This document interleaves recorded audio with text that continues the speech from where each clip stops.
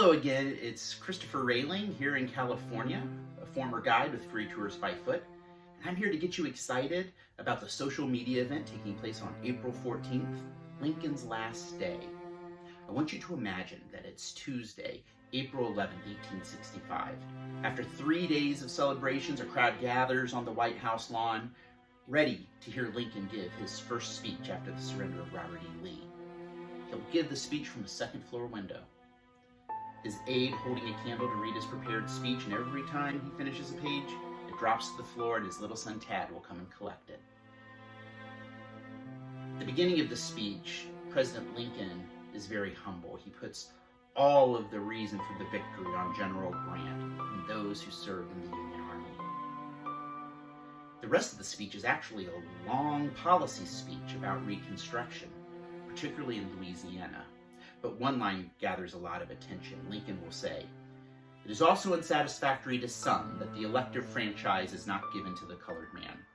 I would myself prefer that it were now conferred on the very intelligent and on those who serve our cause as soldiers." So black voting rights, right here in this speech, an important moment not lost on the crowd. At the end of the speech, he gets a long ovation. But not everybody in the crowd enjoyed the speech.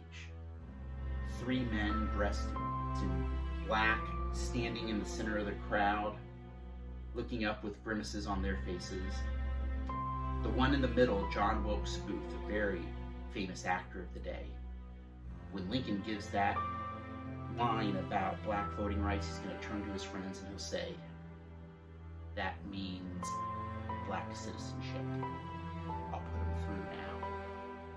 That'll be the last speech he'll ever give." That would be President Lincoln's last public address. Now, John Wilkes Booth, he was 26 years old in 1865, so a young man. He was about 5'8", so he's about my height. He was 130 pounds, which is not my weight. He was one of the most popular actors in America, known for his good looks, dark hair, piercing eyes, athletic build, and jumps and leaps on the stage.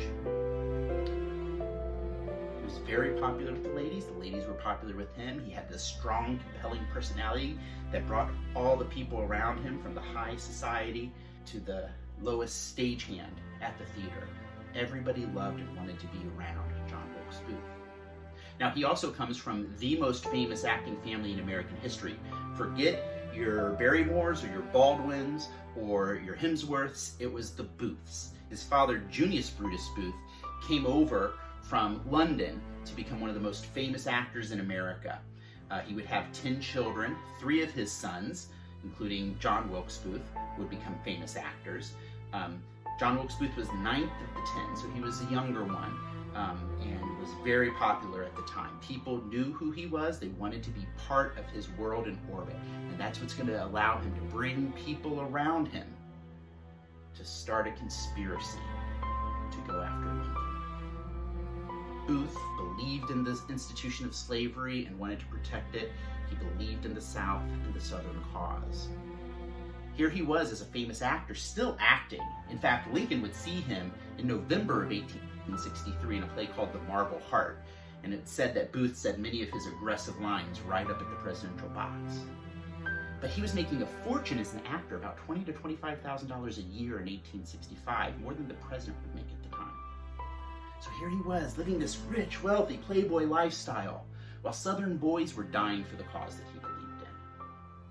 That's going to take John Wilkes Booth to Canada, where he'll make connections with an organization called the Confederate Secret Service.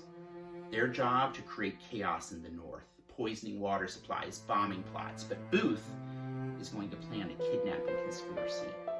Kidnap the President of the United States, take him to Richmond, and use him to negotiate an end to this war in the favor of the South. By this week in April of 1865, that plan has evolved. Stay with us using hashtag Lincoln's Last Day, FTBF, as we share more background information leading up to our special event commemorating Lincoln's Last Day on April 14th.